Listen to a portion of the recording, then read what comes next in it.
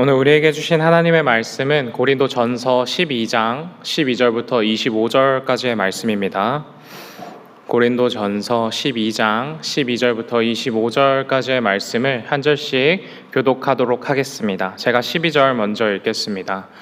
몸은 하나인데 많은 지체가 있고 몸의 지체가 많으나 한 몸인과 같이 그리스도도 그러하니라.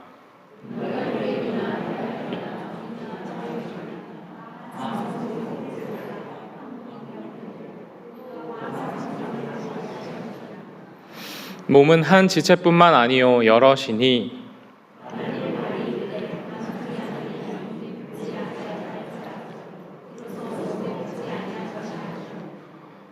또 귀가 이르되 나는 눈이 아니니 몸에 붙지 아니하였다 할지라도 이로써 몸에 붙지 아니한 것이 아니니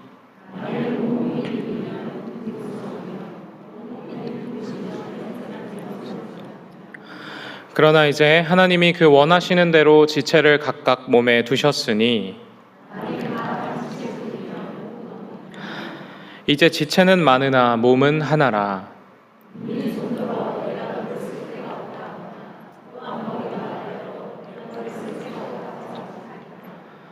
그뿐 아니라 더 약하게 보이는 몸의 지체가 도리어 요긴하고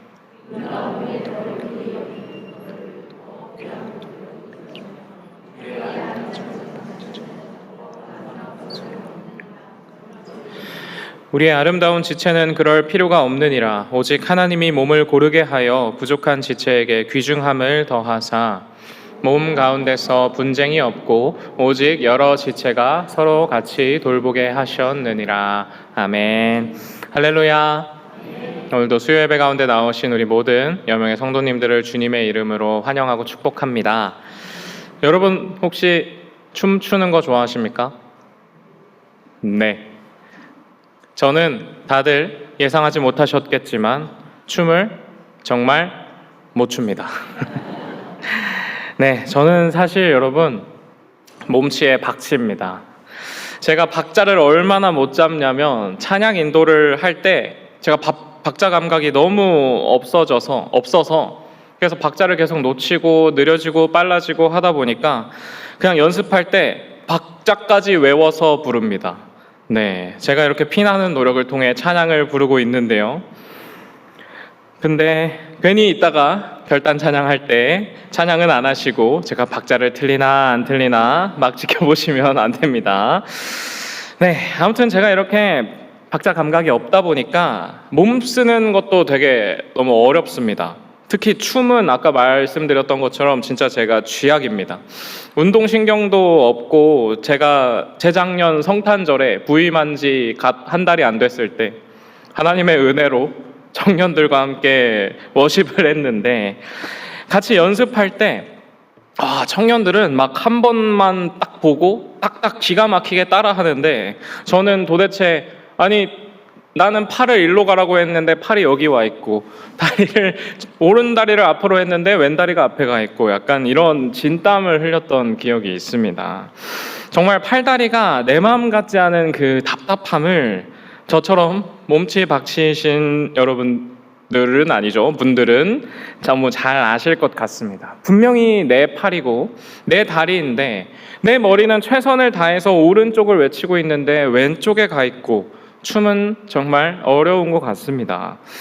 그리고 저희 딸이 이제 태어난 지 6개월이 넘었습니다.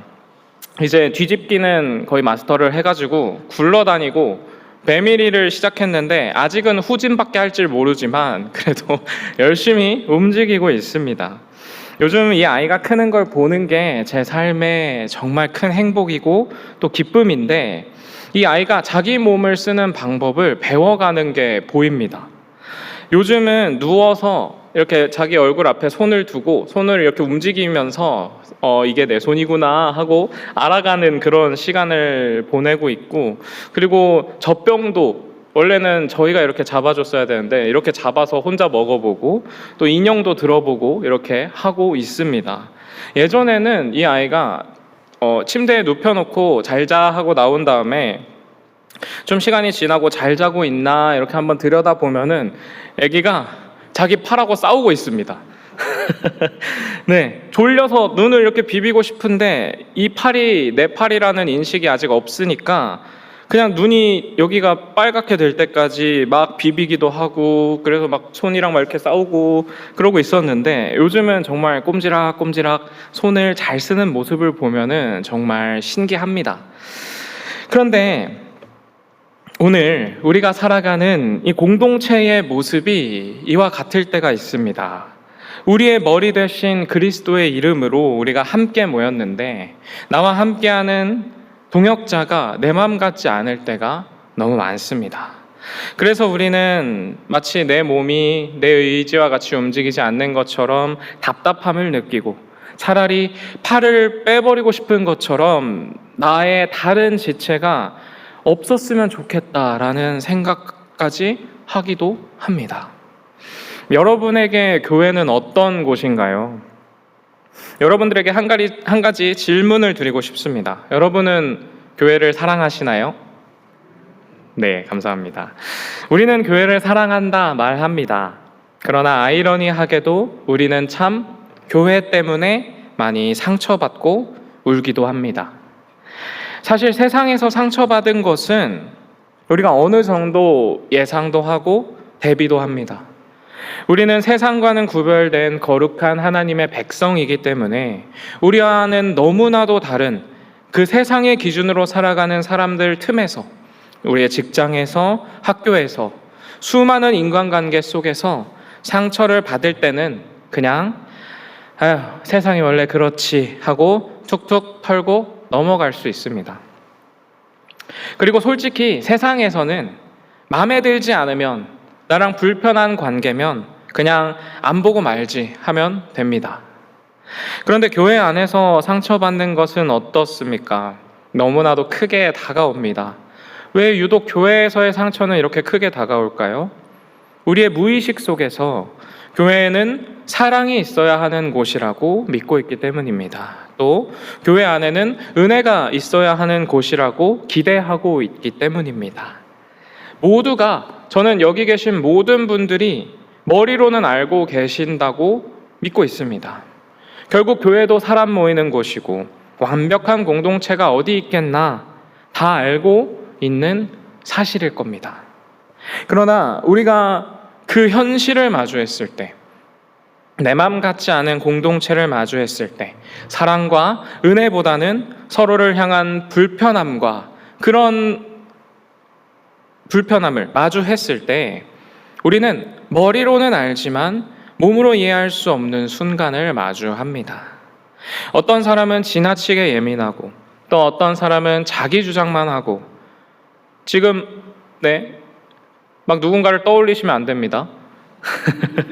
어떤 사람은 말이 또 너무 날카로워서 말 한마디로 사람을 아프게 하고 어떤 사람은 헌신은 하는데 계속 생색을 내는 사람도 있습니다. 반대의 경우도 있는데요. 공동체 자체에 아예 무관심한 사람도 있을 수 있습니다.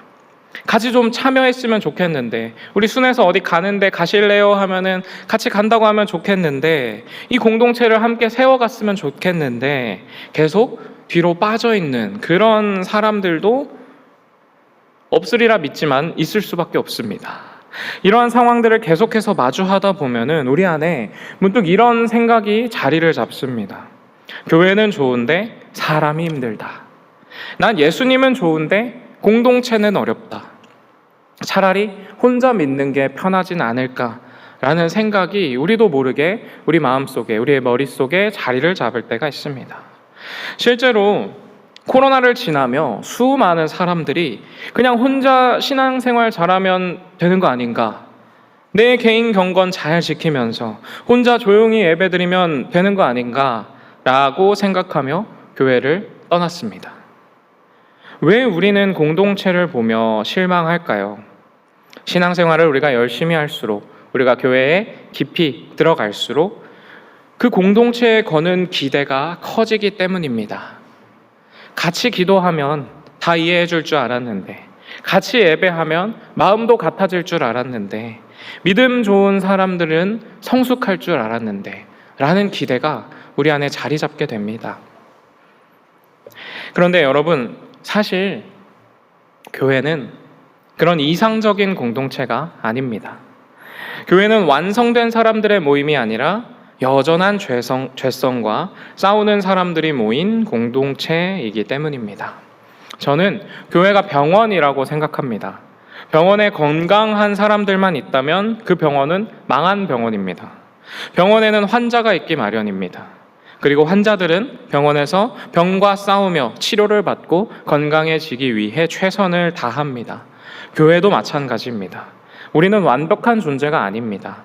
그렇지만 예수 그리스도의 보혈로 구원을 받은 하나님의 자녀로서 그분을 닮아가기 위해 최선을 다해 살아가는 것입니다. 우리가 오늘 살펴볼 본문 속의 고린도 교회도 마찬가지였습니다. 고린도 교회는 겉으로 봤을 때는 굉장히 훌륭한 교회였습니다. 성경에 기록된 바울의 표현을 빌리자면 모든 언변과 모든 지식에 풍족하고 그리스도의 증거가 견고하고 모든 은사에 부족함이 없다라고 이야기합니다. 그러나 고린도 교회에는 큰 문제가 하나 있었습니다. 파벌이 있었고 시기와 비교, 차별과 영적 우월감이 성도들 사이에 퍼져 있었습니다. 성만찬의 자리에서 부자와 가난한 사람이 갈라졌고 하나님께서 주신 풍성한 은사는 공동체를 세우기보다 경쟁의 도구로 전락했습니다. 그래서 바울은 고린도 전서를 통하여서 교회에 대해 설명하면서 성도들을 권면하기 위해 중요한 비유를 사용하는데요. 바로 교회는 몸이라는 것입니다. 왜 굳이 바울은 수많은 비유들 중에 교회를 몸에 빗대었을까요? 우리가 잘 알고 있는 것처럼 몸은 다양한 지체로 이루어져 있습니다. 눈만 있다고 몸이 되는 것이 아니고 손만 있다고 몸이 되는 것이 아닙니다. 귀도 있어야 되고 발도 있어야 합니다.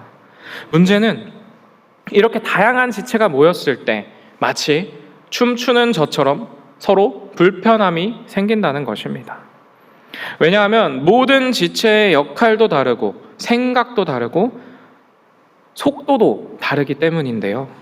그럼에도 중요한 것은 이렇게 서로 다른 우리를 하나님께서 한 몸으로 부르셨다는 것입니다. 우리를 한 몸으로 부르신 이유는 바로 우리로 복음의 사랑을 배우게 하시기 위해서입니다. 내 마음에 꼭 맞는 사람끼리 사랑하는 것은 복음의 전부가 아닙니다. 복음은 내 마음 같지 않은 사람들, 내가 사랑할 수 없는 사람들을 한 몸 되게 하는 능력이 바로 복음입니다. 이제 좀 더 자세히 말씀을 통해 바울이 말하는 복음의 사랑으로 세워지는 공동체는 무엇인지 자세히 살펴보도록 하겠습니다. 먼저 첫 번째로 공동체는 원래 내 마음 같지 않습니다. 본문 13절과 14절을 우리 같이 한 목소리로 읽겠습니다. 우리가 유대인이나 헬라인이나 종이나 자유인이나 다 한 성령으로 세례를 받아 한 몸이 되었고 또 다 한 성령을 마시게 하셨느니라. 몸은 한 지체뿐만 아니요 여럿이니. 아멘. 교회는 다양한 사람이 모이는 곳입니다. 사는 지역이 다르기도 하고 자라온 환경이 다르기도 합니다. 우리 몸 역시 마찬가지죠. 그런데 우리는 자꾸 공동체 안에서 같음을 기대합니다. 내 생각과 같아야 하고 내 방식과 같아야 하고 내 속도와 같아야 편안합니다. 하지만 하나님은 공동체를 그렇게 만들지 않으셨다는 것입니다. 그렇기에 필연적으로 공동체 안에선 불편함이 발생할 수밖에 없습니다. 본문 15절과 16절에는 이렇게 기록되어 있는데요. 만일 발이 이르되 나는 손이 아니니 몸에 붙지 아니하였다 할지라도 이로써 몸에 붙지 아니한 것이 아니요 또 귀가 이르되 나는 눈이 아니니 몸에 붙지 아니하였다 할지라도 이로써 몸에 붙지 아니한 것이 아니니. 이 구절을 딱 언뜻 보기에는 이해하기 어려워 보이지만 이 구절은 사실 공동체 안에서의 서로를 향한 열등감의 표현이라고 볼 수 있습니다. 좀 더 와닿는 방식으로 표현해 보자면 발이 나는 손처럼 눈에 띄지 않으니 필요 없다 이렇게 말하는 것입니다. 공동체의 열등감은 나는 저 사람처럼 잘하지 못한다, 나는 눈에 띄지 않는다, 그리고 결국 나는 중요한 존재가 아니다까지 이어지게 됩니다. 열등감이 있다면 반대로 우월감 역시 있습니다. 본문 21절의 말씀을 우리 같이 한 목소리로 읽겠습니다. 눈이 손더러 내가 너를 쓸 데가 없다 하거나 또한 머리가 발더러 내가 너를 쓸 데가 없다 하지 못하리라. 아멘. 혹시 이러한 교만이 우리 안에 있는지 점검해 봐야 됩니다. 왜 저 사람은 저렇게밖에 못하지? 왜 나처럼 헌신하지 않지? 저 사람은 없어도 될 것 같은데. 이러한 교만함이 우리 안에 있는지 반드시 점검해 보셔야 됩니다. 사역의 자리에는 앞에 나서는 자리가 있습니다. 동시에 드러나지 않는 자리도 있습니다. 그러나 그 자리가 얼마나 앞에 나와 있느냐가 우리의 가치를 나타내는 것이 아닙니다. 우리 본문 17절을 같이 한 목소리로 읽겠습니다. 만일 온 몸이 눈이면 듣는 곳은 어디며 온 몸이 듣는 곳이면 냄새 맡는 곳은 어디냐. 하나님은 보이지 않는 지체를 작다 여기지 않으십니다. 모든 지체가 반드시 필요하다 말씀하십니다. 누군가는 보이는 자리에서 섬기고 또 누군가는 보이지 않는 자리에서 섬깁니다. 그러나 하나님은 그 모든 섬김을 귀하다 하시고 기억하시는 줄 믿습니다. 고린도 교회는 바울이 앞서 이야기한 것처럼 은사가 풍성한 교회였습니다. 그런데 그중 눈에 잘 띄는 은사를 가지고 있던 사람들도 있었습니다. 방언을 하고 말을 잘하고 눈에 띄는 그런 사람은 인정받았습니다. 그러다 보니 조용히 섬기는 사람들은 점점 위축되었겠죠. 그런데 여러분, 열등감과 우월감, 비교와 판단은 사단이 공동체를 무너뜨릴 때 사용하는 가장 대표적인 무기입니다. 사단은 서로 비교하며 정죄하게 만들고 또 남들을 비하하며 자신의 자존심을 채우는 도구로 동역자를 만들어 버립니다. 그러나 우리를 하나 되게 하신 복음은 비교가 아니라 연결입니다. 몸이 서로 다른 역할을 가지고 있다고 해서 손과 발이 경쟁하는 모습을 본 적이 있으신가요? 손이 발과 경쟁하지 않습니다. 또 눈이 귀와 경쟁하지 않습니다. 왜일까요? 몸의 목적은 경쟁이 아니라 살아있는 것, 즉 생명이기 때문입니다. 앞서 말씀드린 것처럼 교회는 완벽한 사람들의 모임이 아닙니다. 교회는 서로 다른 죄인들이 예수님의 은혜 아래 묶인 공동체입니다. 그렇게 공동체 안에서 실망하는 것은 어떻게 보면 당연해 보이지만 그 실망 속에서 우리는 복음의 원리를 배울 수 있습니다. 공동체 안에서 내가 얼마나 이기적인지, 내가 얼마나 쉽게 남을 판단하는지, 내가 얼마나 사랑이 부족한 존재인지 깨닫게 됩니다. 그리고 그 깨달음을 통해 우리는 다시 십자가 앞으로 나아갈 수 있습니다. 두 번째로, 하나님은 의도적으로 서로 다른 지체들을 붙이셨습니다. 본문 18절을 우리 같이 한 목소리로 읽겠습니다. 그러나 이제 하나님이 그 원하시는 대로 지체를 각각 몸에 두셨으니. 아멘. 바울은 공동체의 다양성을 그저 우연으로 치부하지 않습니다. 하나님께서 원하시는 대로 그 지체들을 각각 몸에 두셨다라고 이야기합니다. 즉, 공동체 안에서 모인 우리 다양한 사람들은, 나의 동역자들은 어쩌다 보니 함께 있는 사람들이 아니라는 것입니다. 하나님께서 의도적으로 하나 되게 하셨다는 것입니다. 연약한 우리는 종종 왜 하필 저 사람이 우리 공동체에 있을까? 왜 이렇게 안 맞는 사람이 내 옆에 있을까? 왜 나를 힘들게 하는 사람이 내 옆에 있을까? 생각합니다. 그런데 그런 우리에게 오늘 고린도전서 말씀을 통하여서 그 불편한 지체를 하나님께서 우리에게 두셨다라고 말씀하십니다. 그냥 무작위로 사람들이 모여 있는 것이 아닙니다. 하나님이 실수해서 그런 어렵고 힘든 사람들을 우리 곁에 붙여주신 것이 아닙니다. 지금 우리와 함께 신앙생활하는 사람들 가운데 하나님이 의도 없이 붙여놓으신 사람은 없습니다. 성격이 다르고 세대가 다르고 속도가 다르고 말투가 다르고 심지어는 신앙의 표현 방법조차 다른 그런 사람들을 하나님께서는 한 몸에 두셨습니다. 왜냐하면 혼자서는 그리스도를 온전히 드러낼 수 없기 때문입니다. 몸에는 눈도 필요하고 귀도 필요합니다. 손도 필요하고 발도 필요합니다. 눈은 우리에게 시각을 제공하여 주지만 우리가 눈을 통해 걸을 수는 없습니다. 발은 우리를 움직이게 만들지만 발을 통해 먹을 수는 없습니다. 서로 다르기 때문에 서로 필요한 것입니다. 그런데 우리는 자꾸만 다른 것을 틀리다고 받아들입니다. 나와 다르면 불편하고 내 방식과 다르면 답답합니다. 당연합니다. 그래서 우리는 불편하기 싫고 답답하기 싫어서 공동체 안에서 나와 같은 사람만 찾습니다. 하지만 하나님은 우리를 편안한 사람끼리만 모아놓지 않으셨다는 것입니다. 하나님께서는 우리에게 편안함보다는 공동체를 통한 성숙함을 원하시기 때문입니다. 하나님은 내 맘 같지 않은 공동체를 통하여서 우리를 다듬어 가십니다. 성급한 사람은 느린 사람을 통하여 기다림을 배우게 하시고, 말이 강한 사람들은 상처받는 사람들을 통해 부드러움을 배우게 하십니다. 또 이기적인 사람은 공동체 안에서 예수님과 같은 섬김을 배우게 하시고, 교만한 사람은 무너짐을 통해 겸손을 배우게 하십니다. 나와는 다른 모습을 배워간다는 게 굉장히 힘든 일입니다. 그렇기에 때로는 나의 공동체가 나에게 너무 벅찰 때도 있습니다.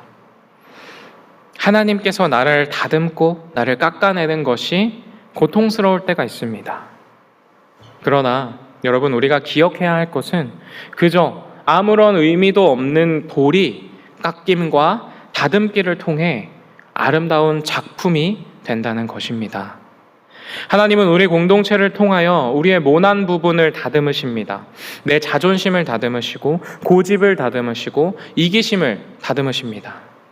공동체 안에서의 상처받는 경험조차 하나님께서는 우리의 영혼을 성숙하게 하시는 훈련으로 사용하십니다. 물론 조심스러운 이야기지만 모든 상처가 다 정당하다는 것은 아닙니다. 하나님 앞에 철저하게 회개해야 하는 그런 상처도 있습니다. 그러나 그 모든 상처마저 사용하셔서 하나님은 우리를 예수님 닮아가게 빚어가실 수 있는 분이라는 것입니다. 바울은 유대인과 이방인, 종과 자유인 모두 하나 되었다 말합니다. 지금 봤을 때는 크게 와닿지 않는 표현이고 크게 이상하지 않은 표현이지만 당시에는 상상조차 하기 어려운 모습입니다. 종과 자유인은 말할 것도 없고 유대인과 이방인은 겸상조차 하지 않는, 서로를 부정하게 여기는 그런 관계였습니다. 그들은 함께 식사하지 않았고 함께 예배하지 않았습니다. 그러나 주님이 십자가로 그 담을 허무셨습니다. 에베소서에서 바울은 원수된 것이 무너졌다라고 표현합니다. 복음은 깨어진 관계를 회복시키는 능력입니다. 함께 할 수 없는 사람들을 하나 되게 하는 능력입니다. 예수님이 부르신 제자 공동체 역시 마찬가지였습니다. 마태는 세리였고 시몬은 열심당원, 즉 로마에 저항하던 민족주의자였습니다. 둘은 우리나라 입장에서 보면은 거의 독립운동가와 친일파의 관계입니다. 서로 증오해야만 하는 그런 관계입니다. 그러나 예수님은 그 둘을 함께 부르셨습니다. 그리고 하나 되게 하셨습니다. 여러분, 우리는 때로 하나님, 저 사람 좀 바꿔주세요 기도합니다. 그러나 하나님은 그런 나를 먼저 바꾸시는 분입니다. 내가 보지 못하는 나의 이기심, 나의 교만, 내 마음 같지 않은 지체들을 통해 나를 바꾸어 가십니다. 그리고 그 연약함을 깨달음으로 우리가 하나님 앞으로 나아오게 하십니다. 하나님께서 우리를 다듬어 가시는 그 자리로 나아가 우리가 나를 내려놓고 나의 무릎을 꿇게 하십니다. 마지막 세 번째, 복음은 서로를 살리는 관계로 만듭니다. 본문 24절과 25절의 말씀을 우리 함께 한 목소리로 읽겠습니다. 우리의 아름다운 지체는 그럴 필요가 없느니라. 오직 하나님이 몸을 고르게 하여 부족한 지체에게 귀중함을 더하사 몸 가운데서 분쟁이 없고 오직 여러 지체가 서로 같이 돌보게 하셨느니라. 아멘. 하나님이 우리를 공동체, 한 몸으로 부르신 목적이 무엇입니까? 경쟁과 비교가 아니라 돌봄과 사랑입니다. 25절에 기록된 것처럼 몸의 목적을 서로 돌보게 함입니다. 각각 역할도 다르고 모습도 다른 지체를 이어붙이는 접착제가 바로 복음이라는 것입니다. 전에는 비교했고 전에는 판단했지만 우리는 복음을 통하여 공감하고 이해하게 됩니다. 복음이 서로 다른 지체를 향한 우리의 시선을 바꾸기 때문입니다. 24절에 의하면 하나님께서 몸을 고르게 하여 부족한 지체에게 귀중함을 더하신다 말합니다. 세상의 가치관에선 강한 사람을 높입니다. 능력 있고 드러나는 사람을 인정합니다. 그러나 하나님이 하나 되게 하신 공동체는 다르다는 것입니다. 하나님은 약한 지체를 귀하게 여기십니다. 그 몸으로 복음을 살아내신 예수님께서는 늘 약한 지체들에게 다가가셨습니다. 병든 자에게 가셨고 죄인에게 가셨고 상처 입은 자에게 가셨습니다. 아무도 찾지 않는, 모두가 외면하는 그런 사람들에게 예수님은 가셨습니다. 교회 역시 마찬가지입니다. 교회는 약한 지체를 밀어내는 곳이 아니라 그 지체를 품는 곳이어야 합니다. 지쳐있는 사람이 안전함을 느껴야 하고 상처 입은 사람이 회복을 누리는 곳이고 실패한 사람이 다시 일어나는 곳이 교회가 되어야 합니다. 또한 몸과 같은 공동체는 복음으로 함께 아파합니다. 고린도전서 12장 26절을 우리 같이 한 목소리로 읽겠습니다. 만일 한 지체가 고통을 받으면 모든 지체가 함께 고통을 받고 한 지체가 영광을 얻으면 모든 지체가 함께 즐거워하느니라. 아멘. 여러분, 무서운 거 싫으신 분은 귀를 잠시 닫아주시기 바랍니다. 혹시 새끼 발가락을 부딪혀 본 적이 있으신가요? 그 고통 정말 말로 형언할 수 없는 끔찍한 고통입니다. 요즘 저희 집에 이것저것 새로운 가구들이며 제품들이 들어오고 있습니다. 애기 밥 먹을 때 앉는 튼튼한 의자도 있고요. 아이 읽어주는 책을 꽂아두는 책꽂이도 있습니다. 옷장도 있습니다. 그러다 보니 아직 익숙해지지 않은 그 배치 때문에 발을 찢는 대참사가 일어나기도 합니다. 새끼발가락 정말 우리 몸에서 아주 작은 부분이지만 어디 부딪히면 정말 온몸이 다 고통스럽습니다.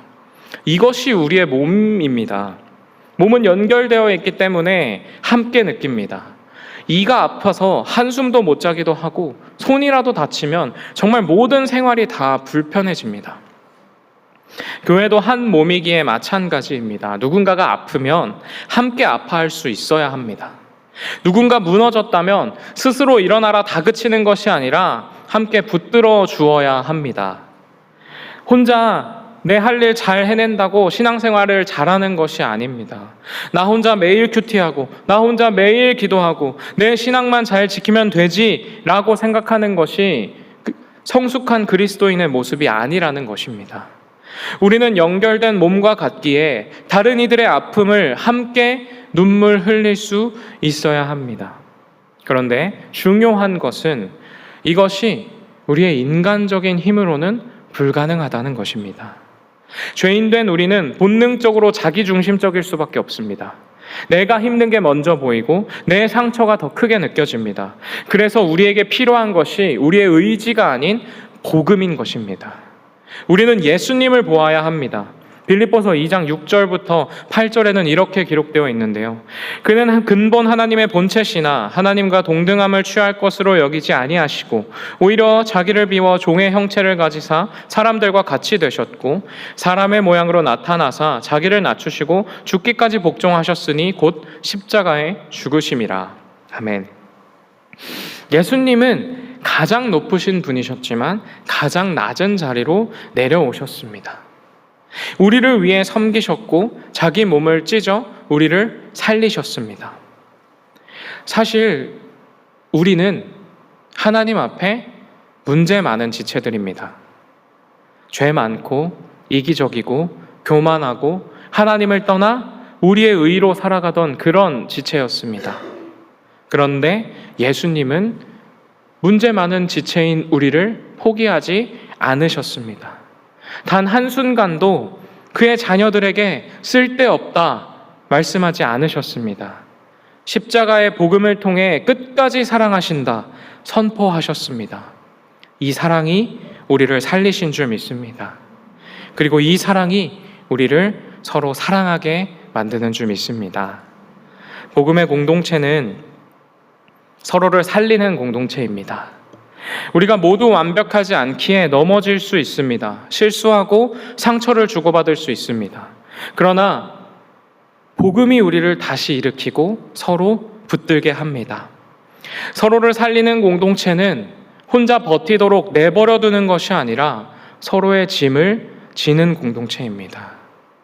예수 그리스도께서 우리의 짐을 먼저 지셨기에 우리는 하나님이 하나 되게 하신 내 동역자, 내 공동체, 그들의 짐을 지고 서로를 돌봄으로 살려내야 합니다. 이제 말씀을 맺겠습니다. 여러분, 우리는 자꾸만 편안한 공동체를 찾습니다. 내 마음에 맞는 사람을 찾고 내 의견을 잘 받아주는 사람을 찾습니다. 그러나 편안함 안에는 성숙이 없습니다. 저희 딸이 조금씩 자기 몸을 사용하는 방법을 배워가는 것처럼 처음에는 조금 불편하더라도 조금씩 우리가 하나 될 때 우리는 예수님의 작품으로 다듬어질 것입니다. 공동체의 불편함은 실패가 아니라 훈련입니다. 하나님께서는 서로 다른 우리를 한 몸 되게 하셨습니다. 서로 다른 연약한 죄인들을 부르셔서 그리스도의 몸된 교회로 세우셨습니다. 그래서 우리는 삐걱대고 불편할 때도 있습니다. 오늘 설교의 제목이 내 마음 같지 않은 공동체죠. 하지만 여러분, 저는 우리 교회가 내 마음 같지 않은 공동체더라도 내 몸 같은 공동체가 되기를 소망합니다. 그것이 복음의 생명이 충만한 교회의 모습인 줄 믿습니다.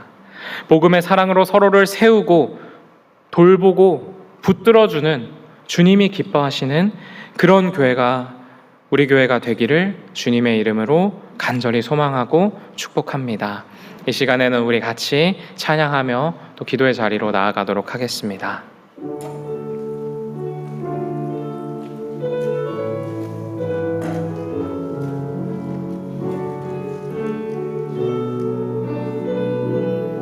주 안에 우린 하나,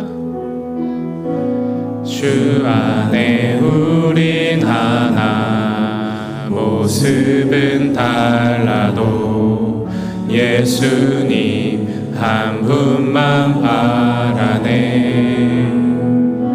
사랑과 선행으로 서로를 격려해 따스함으로 보듬어가리. 주님 우리 안에 함께 하시니 형제자매의 기쁨과 슬픔 느끼네. 내 안에 있는 주님 모습 보네. 그분 기뻐하시네.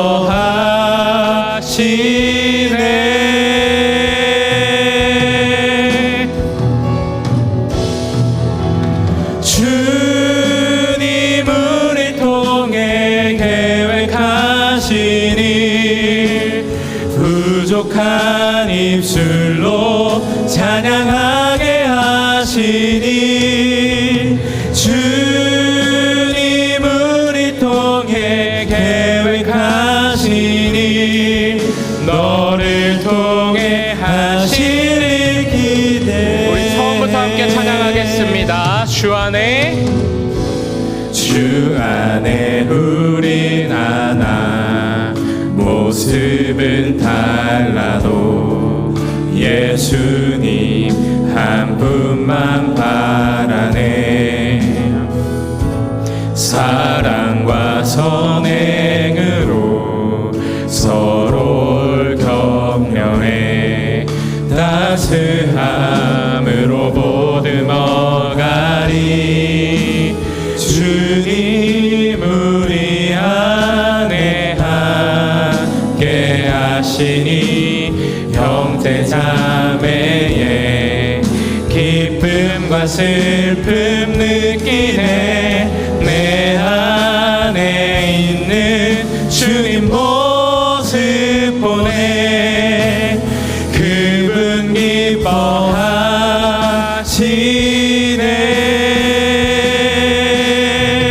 주님 우리를 통해, 주님 우리 통해 계획하시니 부족한 입술로 찬양하게 하시니.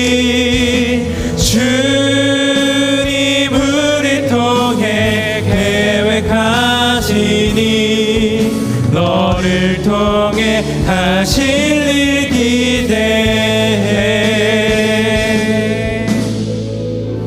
우리 시간 함께 말씀을 붙잡고 기도했으면 좋겠습니다. 주님, 우리가 우리를 하나 되게 하신 복음의 사랑을 의지함으로 내 맘 같지 않은 자들을 사랑하게 하여 주시옵소서.